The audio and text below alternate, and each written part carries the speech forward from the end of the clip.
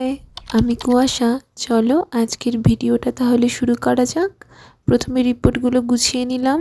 একে বলা হয়ে গেছে, এখন বেরোচ্ছি আমরা। আজকে তো অপারেশন, খুব টেনশন হচ্ছে ভেতরে ভেতরে, কিন্তু বাড়িতে সবাই খুব সান্ত্বনা দিচ্ছে। কারণ জানি না, আমি হাসছি কিন্তু ভেতরে টেনশন হচ্ছে। দেখতে সোমবার চলে আসলো, আজ আমার অপারেশনের ডেট।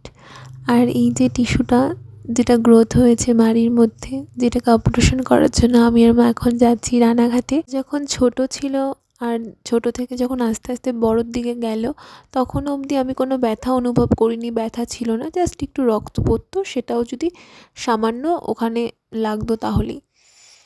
আর তার জন্যই সবাই আরও বেশি ভয় পেয়ে গেছিলো যে ব্যথা নেই কেন। তো অনেক ডাক্তার দেখানোর পর সব ডাক্তার একটাই সাজেশন দিল, অপারেশন করাতে হবে। আর আমি সব ডাক্তারকে একটা কথাই বললাম যে অপারেশন ছাড়া ওষুধে কি কমানো যাবে? আবার উত্তর না। তো ফাইনালি অপারেশন করাতেই চলেই গেলাম আজকে।